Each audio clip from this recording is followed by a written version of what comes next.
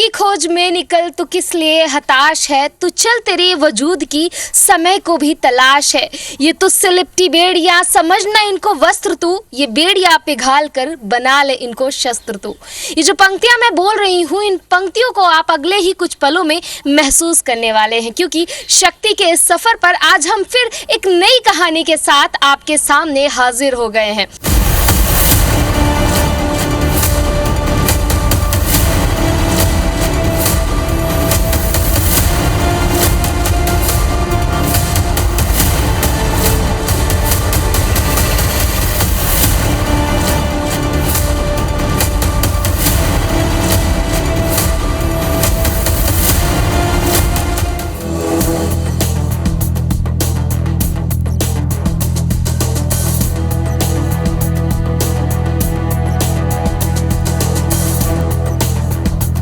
आशा मालवीय मध्य प्रदेश के राजगढ़ के एक छोटे से गांव नताराम से आती है। इन्होंने बचपन में अपने पिता को खो दिया। उनकी माँ मजदूरी करके अपने बच्चों का पेट पालती थी। कम उम्र में आशा ने माँ के कंधे की जिम्मेदारियों को अपने कंधे पर ले लिया। एक झोला टंगाया, साइकिल ली और निकल पड़ी जिंदगी की रेस में। आशा ने अब तक कई रिकॉर्ड तोड़े हैं। उन्होंने संपूर्ण भारत में लगभग 26,000 किलोमीटर तक का एकल महिला साइकिल यात्री के रूप में सफर तय किया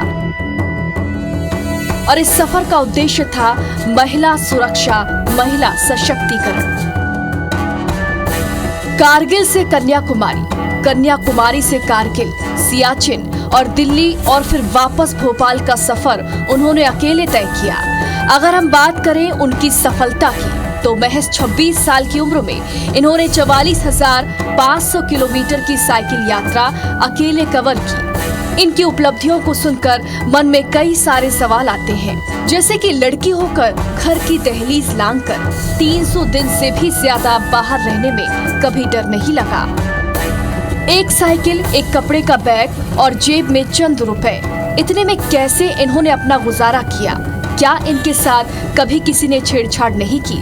भारत के 28 राज्यों में घूमने के बाद इन्होंने क्या देखा, क्या जाना?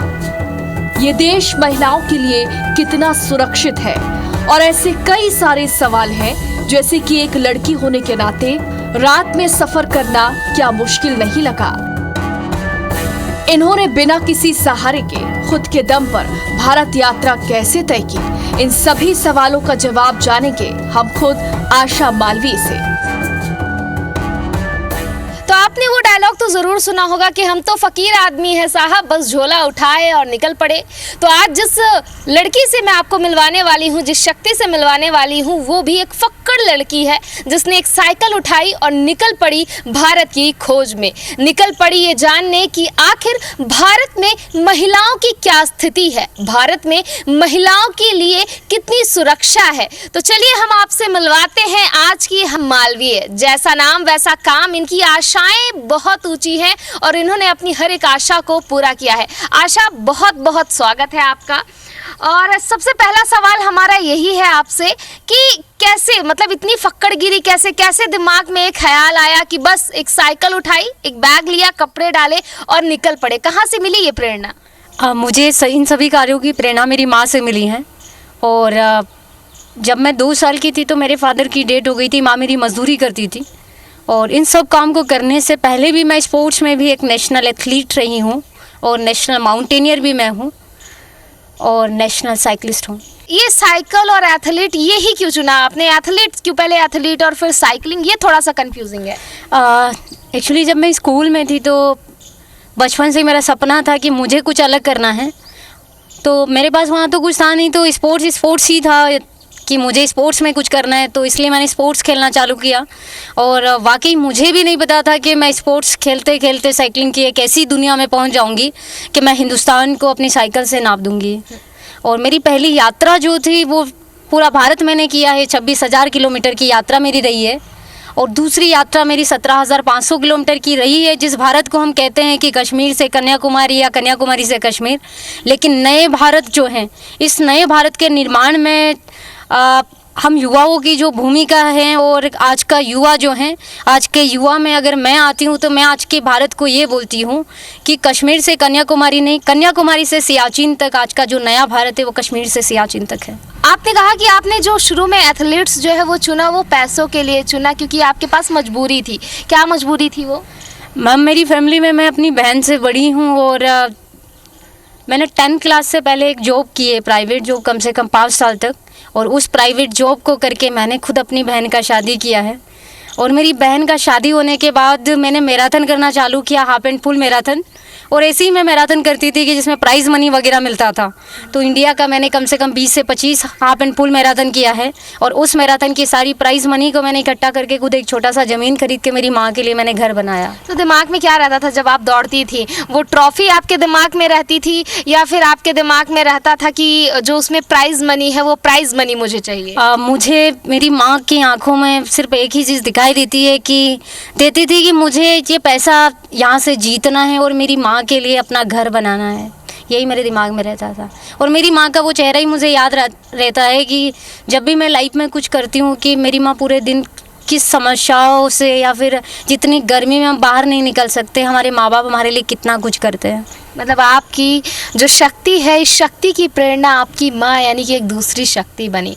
अब हम आपकी यात्रा के बारे में जानना चाहेंगे। थोड़ा सा हमारे दर्शकों को बताएं कि आपने अभी तक एथलीट्स का आपने बताया कि आपने कब से शुरू किया एथलीट्स, उसके बाद आपने जो साइकिलिंग में इतिहास रचा है काफ़ी रोचक है। मतलब 28 राज्यों को कवर करना। अभी तक आप किन किन लोगों से मिली हैं इन 28 राज्यों में, ये ज़रा बताएँ। मैम, जो सबसे पहली यात्रा जो थी ऑल इंडिया सोलो साइकिलिंग, जिसका मैसेज था वुमेन सेफ्टी वुमेन एम्पावरमेंट, और उस जर्नी की मेरी शुरुआत हुई थी 1 नवंबर 22 को। 1 नवंबर 2022 जो हमारा मध्य प्रदेश स्थापना दिवस भी होता है, उस दिन मैंने भोपाल से शुरू किया था। और जिस दिन मैंने शुरू किया था मेरे पास कुछ था नहीं, एक नॉर्मल सा साइकिल, एक पेयर कपड़े और 5,000 रुपये थे मेरे पास जिस दिन मैंने ये भारत यात्रा शुरू की। और उसी यात्रा में जैसे जैसे मेरी यात्रा आगे बढ़ती गई और मैं दूसरे राज्यों में पहुँचती गई, मैं ऐसे मिलते मिलते आज हमारे देश के मैं कम से कम 7 लाख बच्चे, 5 लाख महिलाएं, 2 lakh officers, 25 chief minister, 28 governor sir, और हमारी भारतीय सेना में मैं सभी आर्मी कमांडर सर से भी मैं मिल चुकी हूँ। और उस जर्नी में मैंने ये किया है हमारे भारत देश में। जी। तो जब आप इस यात्रा में आप निकली तो कहते हैं कि एक लड़की जो होती है घर की जब दहलीज लांघती है तो माँ बाप को शाम ढलने के बाद ही फिक्र होती है कि बेटी घर जल्दी आ जा, शाम हो गई है। और ये बेटी जो है वो रात में पूरे भारत देश में भ्रमण कर रही है। डर नहीं लगा आपको? पहली बात तो जो डर का जो हमारे दिमाग में जो विचार है, ये यात्रा भी मेरी इसी डर को ख़त्म करने के लिए मैंने शुरू की थी कि बहुत सारी हमारी भारत देश की ऐसी महिलाएं हैं जो आज हमारे भारत में होते हुए, हमारे घर में होते हुए सिर्फ ये सोचती है कि मुझे डर लग रहा है। तो मैं इसी यात्रा के माध्यम से उनको ये कहना चाहती हूँ कि मैंने कम से कम 40% जर्नी मैंने रात को की है। और अगर मैं रात को जर्नी करके अगर आपके सामने सुरक्षित हूँ तो आपको अपने मन के उस डर को ख़त्म करना है। और रही बात माँ बाप की कि जब बेटी घर की डेलीज लांघती है और माँ सोचती है कि शाम को बच्चे घर लौट के आएंगे, तो हमारे माँ बाप को हमारी कमजोरी भी पता है और हमारी ताकत भी पता है। तो इस यात्रा के दौरान जब आप ये पूरी यात्रा बता रही हैं, आपने बोला कि 40% आपने यात्राएं जो हैं वो आपने रात में पूरी की हैं, लगभग जो 40% यात्राएं। तो रात में आप कैसे रुकती थी? आपने कहा कोई स्पॉन्सर नहीं था, आपके जेब में महज 5,000 रुपये थे।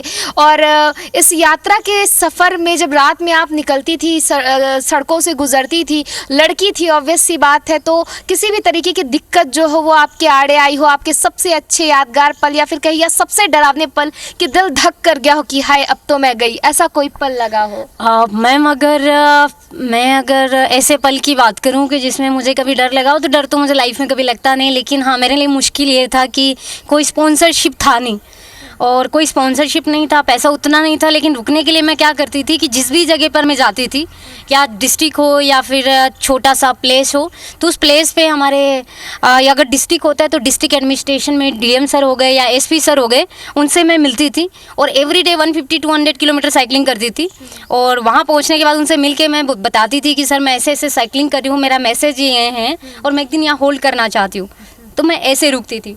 और जब मैं नॉर्थ ईस्ट के बाद से तो मेरी सारी रुकने की प्रॉब्लम ही ख़त्म हो गई थी, क्योंकि मुझे हमारी भारतीय सेना सपोर्ट करने लग गई थी ऑल इंडिया ट्रिप में भी। तो आप ये जो मैसेज लेके निकली थी विमेन एम्पावरमेंट का, पूरे यात्रा के दरमियान आपको क्या एहसास हुआ विमेन एम्पावरमेंट को लेके कि नारी कितनी सशक्त है भारत देश में?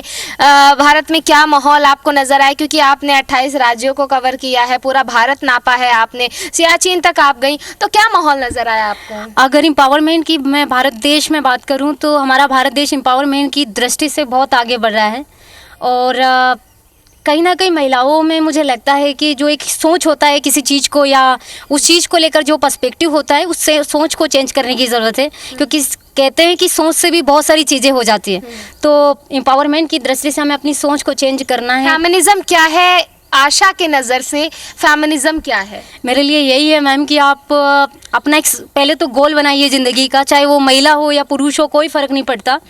और उसको आप तब तक उसके पीछे आप लगे रहिए जब तक वो पूरा नहीं हो जाता। और रही बात इस भारत देश में, अगर मैं इक्वलिटी की बात करूं, बहुत सारी जगह इक्वलिटी की बात होती है, तो वाकई महिला कंधे से कंधा मिलाकर आज चल रही है, लेकिन एक सोच को चेंज करने की ज़रूरत है, पहला कदम उठाने की ज़रूरत है। और जिस भी दिन आपको लगता है ना कि आप कर सकते हो, तो वाकई आप कर सकते हो, क्योंकि ज़िंदगी में जब तक हम खुद से नहीं हारते हैं ना, दुनिया में ऐसी कोई ताकत नहीं जो हमें हरा दे, या जब तक हम खुद से जीतने के लिए नहीं ठानते, दुनिया में ऐसी कोई ताकत नहीं जो हमें जिता दे। तो पहले हमें खुद से जीतना, यही मेरे लिए फेमिनिज्म। बस आखिरी सवाल आपसे ये है कि आशा की अगली आशा क्या है? अगली मेरी आशा ये है कि मैं ऐसे काम हमारे भारत देश के लिए करूं कि जिसमें आज का जो युवा है उनसे मैं मिलूं, और वाकई पहले तो उनको कहूं कि ज़िंदगी में कभी हार नहीं माननी है, और लाइफ में अपने गोल बनाना है, उस पर फोकस करना है।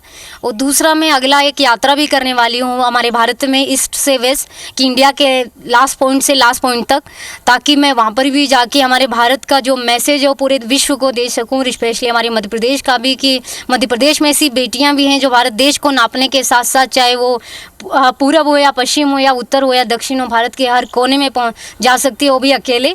और दूसरी चीज़, सेफ्टी को लेकर मैं एक बात और कहना चाहती हूँ कि जो सेफ्टी का मेन पॉइंट व्यू जो है हमारा, जो मेरा जो मैसेज भी है, उसके लिए बस मैं इतना सा कहूँगी कि सेफ्टी को लेकर जब भी आपको लाइफ में कुछ लगता है कि अगर आपके साथ कोई प्रॉब्लम हो रही है, कुछ भी हो रही है, तो जिस भी टाइप की प्रॉब्लम है आप उनके साथ शेयर कीजिए।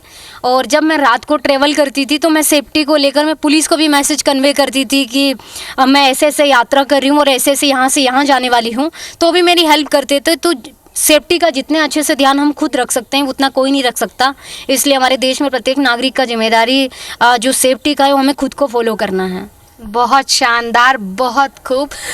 आशा को सुनकर दुष्यंत कुमार की बस एक कविता याद आती है कि कौन कहता है कि आसमां में सुराग नहीं हो सकता, एक पत्थर तो तबीयत से उछालो यारो। बिल्कुल, आशा की ये आशाएं, आशा की ये उम्मीदें हम सबको हिम्मत से भर देती हैं, हम सबको एक अदम्य साहस से भर देते हैं।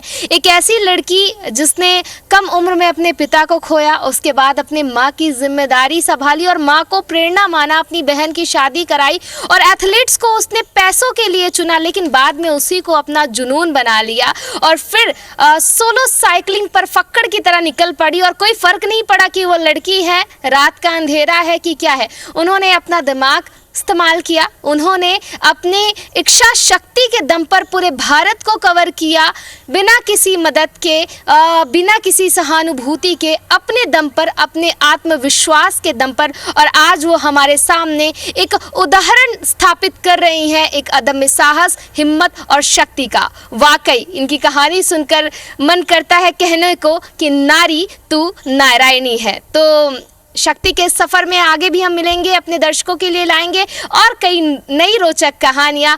तो लगातार बने रहे हमारे साथ। कैमरा पर्सन रमेश राजपूत के साथ साक्षी त्रिपाठी, IBC 24 भोपाल।